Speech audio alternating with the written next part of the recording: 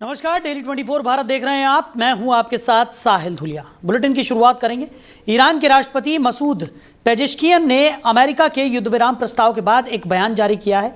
उन्होंने ईरान की सेना और देश की जनता की सराहना करते हुए कहा कि बहादुर सैनिक देश की रक्षा कर रहे हैं और जनता का समर्थन उन्हें ताकत देता है। राष्ट्रपति ने सेना को देश का सच्चा रक्षक बताया और सभी नागरिकों से एकजुट रहने की अपील भी की।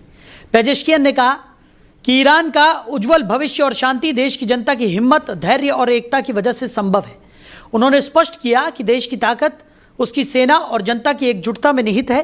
मिडिल ईस्ट में यह बयान ऐसे समय में सामने आया है जब बीते महीने 28 फरवरी को अमेरिका ने इजराइल के साथ मिलकर ईरान पर हवाई हमला किया था। तो इस हमले में ईरान के supreme leader ayatollah Ali Khamenei की मौत हो गई थी। इसके बाद ईरान ने तो जवाबी कार्रवाई शुरू की। इसके परिणाम स्वरूप मिडिल ईस्ट में तनाव बढ़ गया। अब युद्ध विराम की कोशिशें लगातार जारी हैं, जिसमें दुनिया के कई देश शामिल हैं और भारत भी इस प्रक्रिया में अहम भूमिका निभा रहा है। तो ईरान के राष्ट्रपति ने सेना की सराहना की है। पेजेश्कियन ने जनता को भी संबोधित किया। उन्होंने साफ तौर पर कहा कि जनता के समर्थन से ही सेना का मनोबल बढ़ता है और देश आगे बढ़ता है। तो इसी खबर पर ज़्यादा चर्चा के लिए हमारे मैनेजिंग एडिटर रमेश ठाकुर जी हमारे साथ जुड़ गए। रमेश जी, ईरान के राष्ट्रपति ने सेना की सराहना की है और पेजेश्कियन ने जनता का भी धन्यवाद किया। जनता को संबोधित करते हुए उन्होंने कहा कि जनता के समर्थन से ही सेना जो है वो इस तरीके से डटी हुई है और साफ तौर पर उन्होंने जाहिर कर दिया कि ईरान कहीं से भी कमज़ोर नहीं है। कैसे देख रहे हैं? देखिए, इसमें सीधे सीधे तस्वीर जो सामने निकल के आई है वो ये है कि ट्रम्प ने अपने कदम पीछे खींच लिए हैं। अब इसमें एक चीज और ये सामने आ रही है कि क्या ट्रम्प इजराइल का साथ छोड़ रहे हैं? अगर ऐसा होता है तो ईरान को इजराइल को पटकने में ज्यादा टाइम नहीं लगेगा। शुरुआत में ये कहा गया था कि दोनों देशों का जो ज्वाइंट वेंचर जो युद्ध है उसमें ईरान कहीं भी टिकता नहीं है। उनकी आर्मी, उनकी एयरफोर्स, उनकी आवाम और उनकी लीडरशिप सबको ही खत्म कर देंगे। लेकिन अंततोगत्वा ऐसा हुआ नहीं। अब जिस तरीके से उनके नए राष्ट्रपति ने जोश के साथ में एक प्रेस को एक स्टेटमेंट दिया है, उसमें साफ कहा है अपनी सेना की और अपनी सुरक्षा पूरे तंत्र की उन्होंने जिस तरीके से सराहना करी है और उसके साथ में उन्होंने कहा जो देशवासियों ने जिस तरीके से उन लोगों को सांत्वना दी और उनको संबल दिया वो काबिले तारीफ रहा। और जबकि इसके उलट जो ट्रम्प कह रहे थे, जो इजराइल कह रहा था कि नहीं हमने उनको नस्त नाबूद कर दिया है, वो हमारे सामने टिकने के लिए उनकी औकात नहीं है, इस तरीके के बड़े बड़े शब्दों का उन्होंने इस्तेमाल करा। लेकिन कल जब ये कहा गया था ट्रम्प की तरफ से सबसे पहले कि मैंने 5 दिन को युद्ध को विराम दे दिया है और फिर उसके उलट तुरंत ही ईरान की तरफ से एक उनके जो प्रेस प्रवक्ता है उन्होंने उन बात का पूरी तरीके से खंडन कर दिया कि इस 5 दिन की युद्ध विराम को लेके हमारे से कोई बात नहीं हुई है। ये अगर फैसला लिया है तो खुद से ट्रम्प ने अपने फैसला लिया है, इसमें हमारी कोई सहभागिता नहीं है। लेकिन फिर भी उनके कदम को ईरान ने सराहा कि नहीं युद्ध रुकना चाहिए, इसके फेवर में वो भी है। अब इसमें कई चीजें कंफ्यूजन वाली साइल जी आ गई है। वो ये है ग्लोबल स्तर के जितने भी लीडर्स हैं वो इस बात को कह रहे हैं कि हमारे से किसी की बात नहीं हुई। इवन भारत भी इसमें बिल्कुल इन्वॉल्व नहीं है ना। भारत की जो मुलाकात जो टेलीफोनिक जो वार्ता हमारे मोदी जी की हुई है वो ईरान के राष्ट्रपति से हुई है। ये बात लगभग 3 से 4 दिन पहले वाली बात है, लेकिन तब भी कोई उसमें हल नहीं निकला था। लेकिन अब जो युद्ध विराम 5 दिन के लिए हुआ है ये उनका एक निजी निर्णय है डोनाल्ड ट्रम्प का, उसमें किसी दूसरे पक्ष की मुझे लग रहा सहभागिता नहीं है जी। लेकिन जिस तरीके की स्थिति यहाँ पर रमेश जी देखने को मिल रही है, कभी क्योंकि ट्रम्प की बयानबाजी तो किसी से छुपी नहीं है, वो कब क्या किस तरीके का बयान जारी कर दें ये कोई नहीं बता सकता। खुद उनके देश के जो तमाम मंत्री हैं वो उनकी बयानबाजी को लेकर भी किसी तरह का कोई आश्वासन नहीं देते हैं, क्योंकि उन्हें पता है कि ट्रम्प कब किस तरीके का बयान दे दें ये किसी को नहीं पता। और उसी के चलते कई बार हमने देखा है कि ट्रम्प कई ऐसी चीज़ें बोल जाते हैं जो चीज़ों को और ज़्यादा कॉम्प्लिकेट कर देता है। अब जिस तरीके की चीज़ें अभी निकलकर सामने आ रही हैं, एक तरफ ट्रम्प की बयानबाजी, दूसरी तरफ पेजेश्कियन ने भी जिस तरीके से अपनी जनता को संबोधित किया है और ईरान का साफ तौर पर पहले से ही ये कहना था कि ईरान वो देश है जिसको नेस्तनाबूद करने की बहुत सारे अलग अलग देशों ने कोशिश की, लेकिन वो हमेशा टिका रहा और उसे कोई डिगा नहीं सका। अभी भी वही स्थिति यहाँ पर ईरान की देखने को मिल रही है और वो लगातार ये कहते हुए नजर आ रहे हैं कि ट्रंप चाहे कितनी भी कोशिश कर ले, लेकिन ईरान को डिगा नहीं पाएंगे। नहीं, बिल्कुल सही बात है। जैसे आपने इनके बयानों की बात करी कि ट्रंप पे कोई ज्यादा इत्तेफाक इस समय नहीं रख रहा है, वो बिल्कुल सही बात है। अब कल उनकी तरफ से ये भी कह दिया गया है कि जो स्टेट ऑफ हार्मुज़ है उस पे अब हम अपनी निगरानी नहीं करेंगे, हमारी सुरक्षा तंत्र वहां से हट जाएगा। अगर ऐसा होता है तो मुझे लग रहा खाड़ी देशों के लिए और दूसरे देशों के लिए बड़ा मुश्किलात यहाँ पैदा कर देंगे, क्योंकि जिस तरीके से जहाज कईयों के फंसे पड़े हैं, हमारे भी फंसे पड़े हैं। हालांकि चाइना ने उसमें एक मुंह मांगी कीमत देके अपने सारे के सारे जहाज को निकलवा लिया गया है, दूसरे भी कंट्री ने निकलवा लिया, लेकिन बाकी जो देश ऐसा नहीं कर पा रहे हैं, ज्यादा रकम मुंह मांगी नहीं दे पा रहे, तो उनके तो जहाज भी फंसे हुए हैं। अब उसमें बात आ जाती है, अगर अमेरिका उस पर सुरक्षा नहीं करेगा, उनका नासा के जिस तरीके से टेक्निकल चीजें वहां पे करने वाइज वहां पे लगी हुई हैं, उनकी निगरानी कर रही है, वो अगर नहीं होगा फिर तो ईरान पूरा तरीके से मतलब एक सिंगल हैंडली वो अपना काम करेगा, जो चाहे वो मनमानी करेगा, इससे भी तो बड़ी मुश्किलात पैदा हो जाएंगी। तो इन सब चीजों को लेके पूरी स्थिति अब और भरम वाली बन गई है कि इसमें अब होगा तो होगा क्या। और वही बात को लेके कल हमारे प्रधानमंत्री मोदी जी ने भरे संसद में इस बात की चिंता जताई है। उन्होंने इस पूरे मामले को कोरोना से जोड़ते हुए साफ कह दिया है कि जो कोरोना की स्थिति बनी थी, ऐसी स्थिति बनने की संभावना है और हमें हर चुनौतियों से लड़ने के लिए खड़े रहना है, और कोई भी मुसीबत जो संभावित आने वाली है उसके लिए हमें तैयार रहना पड़ेगा। इस तरह की भी सारी बातें हो गई हैं। लेकिन बात वही आ जाती है, अगर 4-5 दिन के लिए अगर ये युद्ध रुक जाता है तो उसमें भी मुझे लगता है साहिल जी कोई भला होने वाला नहीं है। इन 5 दिनों में हो सकता है कि अमेरिका अपनी कोई और तैयारी कर रहा हो, और इस बीच हो सकता है ईरान भी अपनी तैयारी करेगा। जब 5वें दिन की जो डेडलाइन जब खत्म होगी उसके बाद फिर युद्ध शुरू होगा, तो उसके हालात मुझे लग रहा और बिगड़ने वाले हैं। चलिए रमेश जी, हमारे साथ जुड़ने के लिए, इस तमाम चर्चा के लिए आपका बहुत शुक्रिया। तो पेजेश्कियन ने जनता को संबोधित भी किया। उन्होंने साफ तौर पर कहा कि जनता और सेना की एकजुटता ही उनके देश की ताकत है। मिडिल ईस्ट में बढ़ते तनाव को रोकने का प्रयास एक तरफ देखने को मिल रहा है और ईरान के राष्ट्रपति ने इस बीच सेना की सराहना की और अपनी जनता का धन्यवाद भी किया।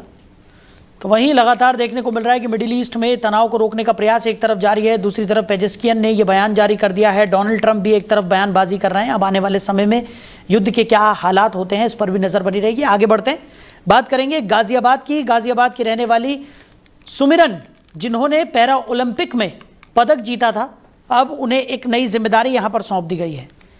तो ओलंपिक में 200 मीटर दौड़ में कांस्य पदक जीतकर देश और जिले का नाम रोशन उन्होंने किया था। अब प्रशासनिक क्षेत्र में नई जिम्मेदारी वो निभाएंगी। सुमिरन को हाल ही में जिला पंचायती राज अधिकारी के पद पर नियुक्त किया गया है। तो सुमिरन की इस नियुक्ति के बाद गाजियाबाद में खुशी का माहौल है और स्थानीय लोगों में गर्व की भावना भी देखने को मिल रही है। खेल के मैदान में अपनी प्रतिभा साबित करने के बाद अब सुमिरन प्रशासनिक क्षेत्र में भी सक्रिय होंगी और जिले के विकास कार्यों में योगदान देंगी। उनकी नियुक्ति को प्रशासन ने महिला सशक्तिकरण और खेल प्रतिभाओं को सम्मान देने के एक महत्वपूर्ण कदम के रूप में देखा है।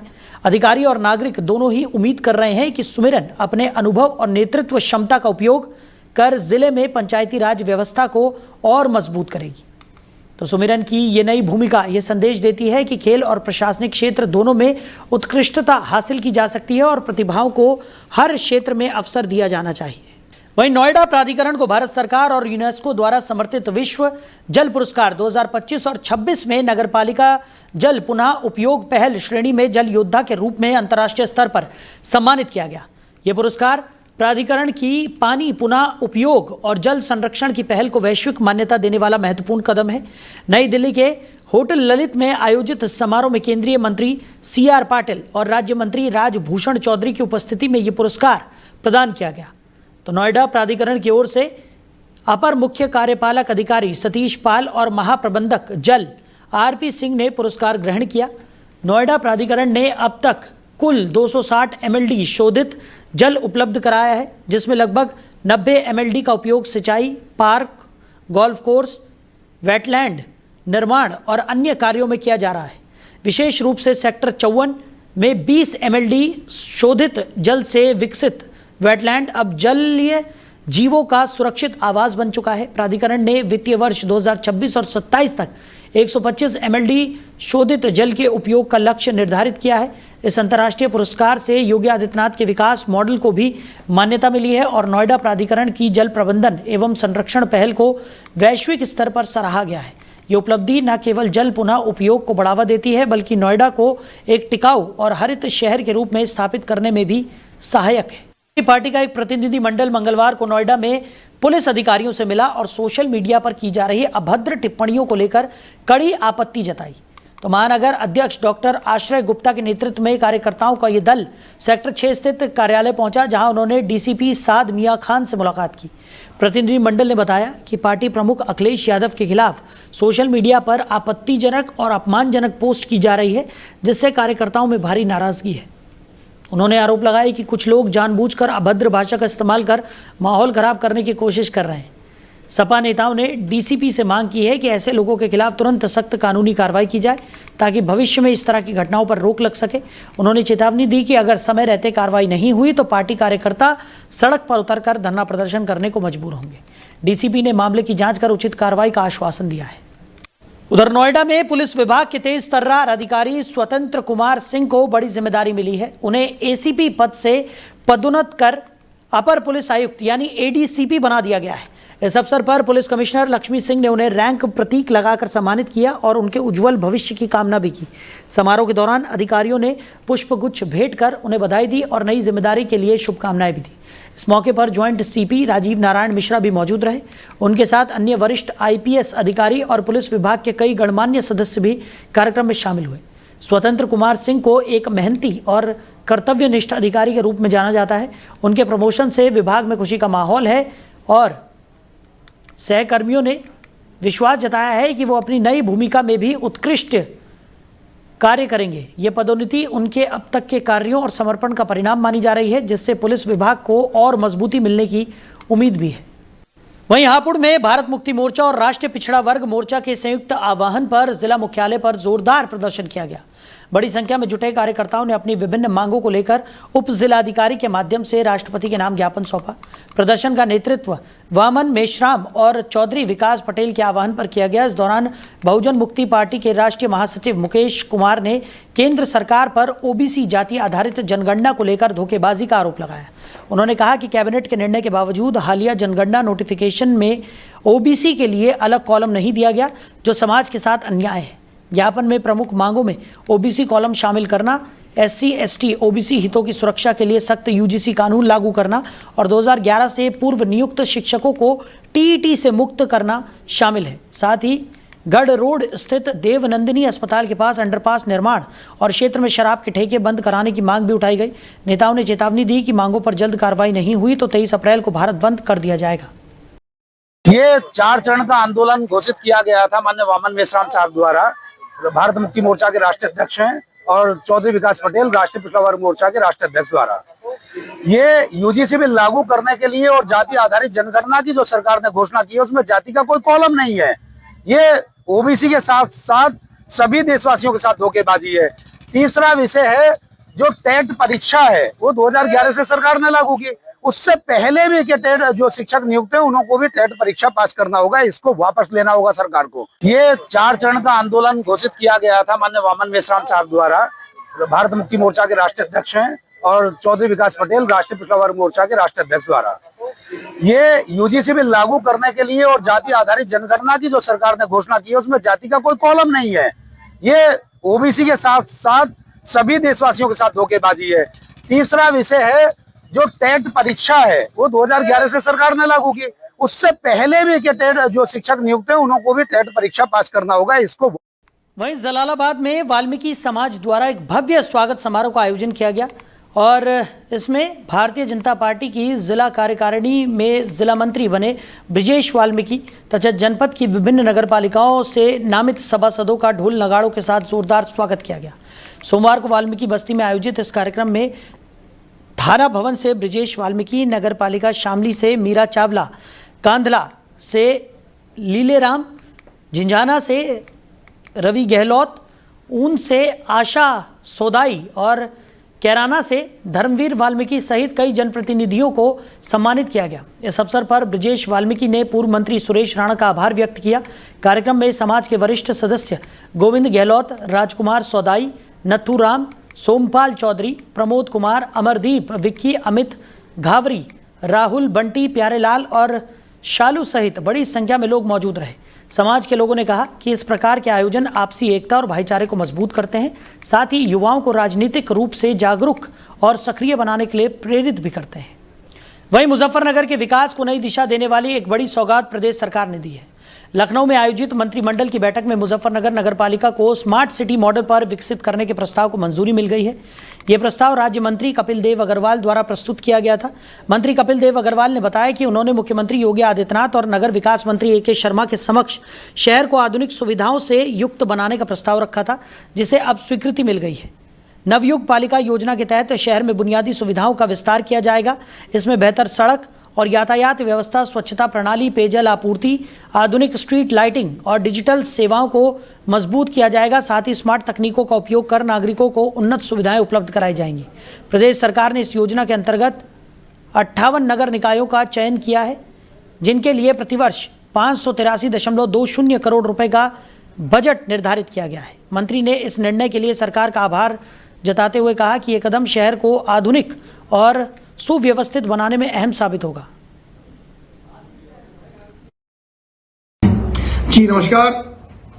मुजफ्फरनगर की जनता को, नगरवासियों को आदरणीय मुख्यमंत्री श्री योगी आदित्यनाथ जी ने आज की कैबिनेट की बैठक में एक शानदार उपहार देने का काम किया है। मित्रों, आप सबको जानकारी होगी, हमारे द्वारा भी आदरणीय मुख्यमंत्री से मुजफ्फर शहर को स्मार्ट सिटी बनाने के लिए व्यक्तिगत रूप से मिलकर निवेदन किया गया था। AK शर्मा जी से निवेदन किया गया, जो हमारे नगर विकास मंत्री हैं, और आज कैबिनेट की मोहर उस प्रस्ताव पर लगी है। उत्तर प्रदेश की 58 नगर पालिकाओं को 583 करोड़ रुपया प्रति वर्ष देने की स्वीकृति 5 वर्ष तक, यानी लगभग 2800 करोड़ रुपया ये देने की स्वीकृति मुख्यमंत्री के द्वारा, कैबिनेट के द्वारा दी गई है। मैं पूरे हृदय गहराइयों से मुजफ्फरनगर की जनता की ओर से, मुजफ्फर शहर वासियों की ओर से, नगर पालिका अध्यक्ष जी की ओर से, मुख्यमंत्री का, पूरे कैबिनेट का बहुत धन्यवाद करता हूं, उनका आभार करता हूं। और निश्चित रूप से जो हमारे नगर पालिका क्षेत्र की बुनियादी सुविधाएं हैं, आवश्यकताएं हैं, जल निकासी, यातायात का प्रबंधन, सफाई, जल निकासी, पानी की उचित सप्लाई, बिल्डिंग का कंस्ट्रक्शन, निर्माण, सड़कों का निर्माण, उन सब की बुनियादी ढांचा जो नगर पालिका के विकास के लिए आवश्यक है, उसकी पूर्ति हो पाएगी। पूरे मुख्यमंत्री का और पूरी कैबिनेट का और नगर विकास मंत्री जी का बहुत बहुत आभार। जी नमस्कार। वहीं शामली जनपद के थाना बाबरी क्षेत्र के ग्राम रायपुर में 90 वर्षीय वृद्ध महिला की संदिग्ध मौत का पुलिस ने महज 4 घंटे में खुलासा कर दिया। इस मामले में पुलिस ने 2 हत्यारोपियों को गिरफ्तार कर उनके कब्जे से मृतका के कुंडल भी बरामद किए हैं। जानकारी के अनुसार श्रीमती रामप्यारी पत्नी स्वर्गीय शेर सिंह की घर में संदिग्ध परिस्थितियों में मौत हो गई थी। सूचना मिलते ही थाना बाबरी पुलिस फील्ड यूनिट और डॉग स्क्वाड मौके पर पहुंचे और साक्ष्य जुटाए। मृतका के पुत्र रविंद्र कुमार की तहरीर पर मामला दर्ज कर जांच शुरू की गई। पुलिस अधीक्षक के निर्देश पर त्वरित कार्रवाई करते हुए पुलिस ने सुमित पुत्र मदन निवासी रायपुर को उसके रिश्तेदार आदित्य पुत्र महेश निवासी मुजफ्फरनगर से गिरफ्तार कर लिया। पूछताछ में आरोपियों ने बताया कि वो हुक्का पीने के बहाने गए थे और महिला को अकेला पाकर कुंडल लूटने की योजना बनाई। विरोध करने पर उन्होंने महिला का मुंह दबाकर हत्या कर दी। थानाध्यक्ष राहुल सिसोदिया के नेतृत्व में पुलिस टीम ने आरोपियों को गिरफ्तार कर वैधानिक कार्रवाई शुरू कर दी है। आज सुबह 7:30 बजे के आसपास थाना बाबरी पे सूचना प्राप्त हुई थी कि रायपुर गांव में एक वृद्ध औरत है, रामप्यारी पत्नी स्वर्गीय शेर सिंह, जिसकी उम्र लगभग 90 वर्ष है, उसकी संदिग्ध परिस्थितियों में मृत्यु हो गई है। इस संबंध में तत्काल थाना पुलिस द्वारा एवं उच्चाधिकारियों द्वारा घटनास्थल निरीक्षण किया गया। निरीक्षण के बाद स्पष्ट हुआ कि उसकी मृत्यु जो है अस्वाभाविक तरीके से हुई है। इसी संबंध में जब उसके परिजन, चूंकि उसके 4 पुत्र हैं, चारों पुत्र उसके बाहर नौकरी करते हैं, जब वो लड़की आए उन्होंने अपनी माँ की डेड बॉडी को गौर से देखा तो उन्होंने पाया कि उसके कान के कुंडल उनके मिसिंग हैं। तो उसके बाद जब इसमें और गहनता से देखना प्रारंभ की गई तो 4 घंटे के भीतर ही इसमें 2 अभियुक्तों के नाम सामने आए। एक इसमें जो मुख्य अभियुक्त था सुमित पुत्र मदन, वो इसके घर से 4 मकान दूर ही रहता था, और दूसरा जो सुमित का रिश्तेदार था आदित्य नाम का, जो बहेड़ी कोतवाली मुजफ्फरनगर का रहने वाला था, वो इसके साथ में था। ये लोग रात को उसके घर आए, हुक्का वगैरह पिया, और उसी समय इनकी अचानक नींद डोल गई कि इसके जो औरत कान में कुंडल पहने हैं, ये कुंडल निकाल लेते हैं। इन्होंने उसके कुंडल निकाल लिए, साथ ही उसी समय इन्होंने वहीं पर जो कपड़ा पड़ा था उसके मुंह पे कपड़े से उसका गला दबा दिया, जिससे उस वहीं नोएडा गौतम बुद्ध नगर जनपद की तीनों तहसीलों में संपूर्ण समाधान दिवस का आयोजन किया गया, जहां बड़ी संख्या में फरियादी अपनी समस्याएं लेकर पहुंचे। दादरी, जेवर और सदर तहसील में कुल 79 शिकायतें दर्ज की गई, जिनमें से 5 का मौके पर ही निस्तारण कर दिया गया। आंकड़ों के अनुसार दादरी तहसील में सबसे अधिक 71 शिकायतें प्राप्त हुई, जबकि जेवर तहसील में 7 और सदर तहसील में 1 शिकायत दर्ज की गई। अधिकारियों ने शेष मामलों को गंभीरता से लेते हुए संबंधित विभागों को जल्द और गुणवत्तापूर्ण निस्तारण के निर्देश दिए। समाधान दिवस के दौरान मौजूद अधिकारियों ने फरियादियों की समस्याएं सुनकर कई मामलों में मौके पर ही जांच के आदेश दिए। साथ ही सभी लंबित शिकायतों को निर्धारित समय सीमा के अंदर निपटाने के लिए सख्त निर्देश जारी किए। प्रशासन ने स्पष्ट किया कि जन समस्याओं के समाधान में किसी प्रकार की लापरवाही बर्दाश्त नहीं की जाएगी। इसी के चलते अधिकारी अलर्ट मोड में रहते हुए लगातार निगरानी कर रहे हैं, ताकि आम जनता को त्वरित और प्रभावी राहत मिल सके। वहीं मुजफ्फरनगर के थाना भोपा क्षेत्र के शादरा बांगर इलाके में एक युवक की नृशंस हत्या की घटना सामने आई है। पुलिस के मुताबिक मृतक अक्षय पर पहले दराती से हमला किया गया और उसके बाद गोली मारी गई। पुलिस ने बताया कि कुल 3 युवकों पर हत्या का आरोप है और घटना उस समय हुई जब मृतक खेत से लौट रहा था और बाद में वो अपने परिवार के घर में घुसा, जहां उसे गोली मार दी गई। हत्यारे वारदात के बाद मौके से फरार हो गए। प्रारंभिक जांच में ये संकेत मिला है कि हत्या पारिवारिक विवाद और प्रेम प्रसंग से जुड़ी हो सकती है। पुलिस अधीक्षक देहात आदित्य बंसल ने बताया कि मृतक का पंचनामा भरकर शव को पोस्टमार्टम के लिए मोर्चरी भेज दिया गया है। पुलिस ने आरोपियों की जल्द गिरफ्तारी के लिए छापेमारी और जाँच तेज कर दी है। मामले में वैधानिक कार्रवाई जारी है और इलाके में सुरक्षा बढ़ा दी गई है। आज सूचना मिली ग्राम शादरा बांगर थाना भोपा में एक हत्या की सूचना मिली, जहां एक 27-28 साल के युवक अक्षय की जो है धनाती से और फिर गोली मारकर उसकी हत्या करने की सूचना प्राप्त हुई। इसमें बताया जा रहा है कि उसका उन्हीं के परिवार के 3 व्यक्तियों द्वारा जो है ये हत्याकार्य की गई। उनके बीच में आपस में एक विवाद चला रहा था, प्रेम प्रसंग का भी मैटर इसमें बताया जा रहा है, जिस कारण से इसमें हत्या हुई है। इसमें अभी बॉडी को जो है पंचायतनामा और पोस्टमार्टम के लिए भिजवाया गया है। मौके पर फील्ड यूनिट द्वारा साक्ष्य संकलन की कार्रवाई भी की गई है। अभियुक्तों की गिरफ्तारी के लिए टीम गठन कर दी गई है और जल्दी अभियुक्तों की गिरफ्तारी इसमें की जाएगी।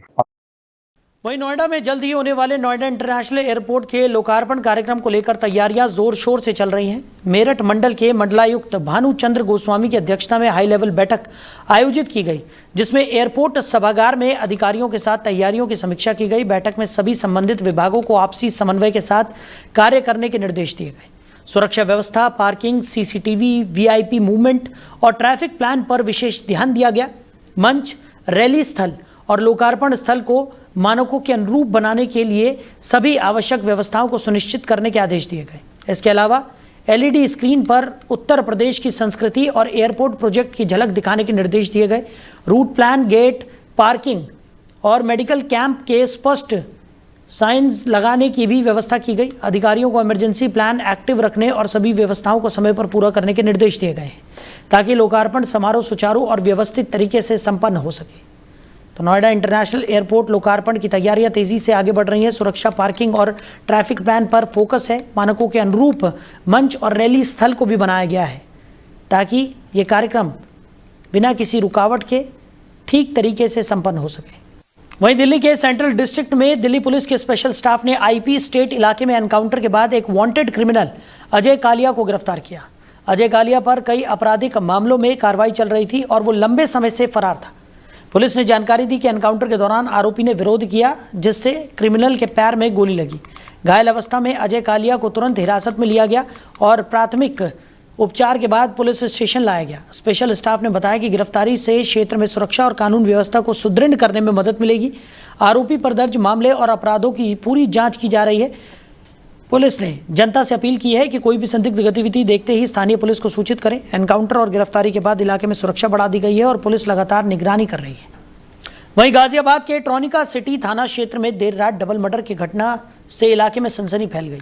तो पुलिस के अनुसार रात करीब 12:40 पर डायल 112 पर सूचना मिली कि बुद्ध बाजार इलाके में झगड़ा हुआ है और 2 लोग घायल हैं। सूचना मिलते ही ट्रॉनिका सिटी थाना पुलिस मौके पर पहुंची। वहां राशिद के मकान में उसकी पत्नी शबनम और दोस्त फहीम के शव पड़े हुए मिले। प्रारंभिक जांच में पता चला कि फहीम राशिद का दोस्त था और शबनम और फहीम के बीच कथित संबंधों को लेकर राशिद नाराज था। पुलिस पूछताछ में ये तथ्य सामने आया कि राशिद ने ही दोनों की हत्या की और वारदात के बाद फरार हो गया। आरोपी की गिरफ्तारी के लिए 3 टीमों का गठन कर दिया गया है। परिजनों से तहरीर ली जा रही है और फील्ड यूनिट ने मौके का निस्तारण किया है। शवों को पोस्टमार्टम के लिए मोर्चरी भेजा गया है। पुलिस मामले में आगे की वैधानिक कार्रवाई में जुटी है और आरोपियों की जल्द गिरफ्तारी का दावा किया गया है। आज रात 12:40 पर डायल 112 पर एक सूचना आई कि थाना टोनका सिटी अंतर्गत बुद्ध बाजार नामक मोहल्ले में एक झगड़ा हुआ है जिसमें 2 लोग घायल हुए हैं। इस सूचना पर थाना टोनका सिटी पुलिस मौके पर पहुंची तो राशिद नामक व्यक्ति के मकान में शबनम नामक महिला जिसकी उम्र लगभग 36 वर्ष है और फ़हीम नामक व्यक्ति जिसकी उम्र लगभग 32 वर्ष है का शव पड़ा हुआ है। शबनम राशिद की पत्नी है तथा फ़हीम को राशिद का दोस्त बताया गया और यह भी बताया गया कि फ़हीम और शबनम के संबंध थे जिसका कि राशिद द्वारा विरोध किया जाता था। और पूछताछ से भी पता चला है कि राशिद द्वारा ही इन दोनों की हत्या की गई है। इनकी गिरफ्तारी के लिए 3 टीमों का गठन किया गया है। शीघ्र ही राशिद की गिरफ्तारी सुनिश्चित की जाएगी। उनके परिजनों से तहरीर प्राप्त की जा रही है तथा फील्ड यूनिट को बुला करके मौके का निरीक्षण करा लिया गया है। पंचायतनामा भर करके शव को पोस्टमार्टम के लिए मोर्चरी भेज दिया गया है। अन्य वैधानिक कार्रवाई सुनिश्चित की जाए। आज रात 12:40 पर वहीं दिल्ली के बड़े हिस्से में आने वाले दिनों में पानी की गंभीर किल्लत देखने को मिल सकती है। जानकारी के मुताबिक चंद्रावल वाटर ट्रीटमेंट प्लांट में तकनीकी खराबी के कारण पानी की सप्लाई पूरी तरह से ठप हो गई है। प्लांट के पास बैकवॉश लाइन में खराबी और 600 mm की पाइपलाइन फटने के कारण पंप हाउस में पानी भर गया और इलेक्ट्रिकल व मैकेनिकल उपकरण काम करना बंद कर दिए। इस वजह से सराय रोहिल्ला, गुलाबी बाग, नारायण विहार, नेहरू नगर, बलजीत नगर, पंजाबी बस्ती, करोल बाग, पटेल नगर, झंडेवाला, कश्मीरी गेट, आरकेपुरम समेत कई घनी आबादी वाले इलाके पानी की आपूर्ति से वंचित हैं। कुल 9 विधानसभा क्षेत्रों में करीब 96 वर्ग किलोमीटर क्षेत्र प्रभावित हुआ है। प्लांट के अधिकारियों के अनुसार मरम्मत में हाई टेंशन व लो टेंशन पैनल और मोटरों के ठीक करने की प्रक्रिया शामिल है, जिसे पूरा होने में लगभग 3 दिन लग सकते हैं। प्रशासन ने लोगों से पानी का विवेकपूर्ण उपयोग करने और टैंकर या स्टोर किए गए पानी पर निर्भर रहने की अपील की है। इस खराबी से हजारों घरों की दिनचर्या प्रभावित हो रही है और राहत मिलने तक पानी की कमी बनी रहेगी। तो फिलहाल इस बुलेटिन में मेरे साथ इतना ही। आप बने रहिए। नमस्कार।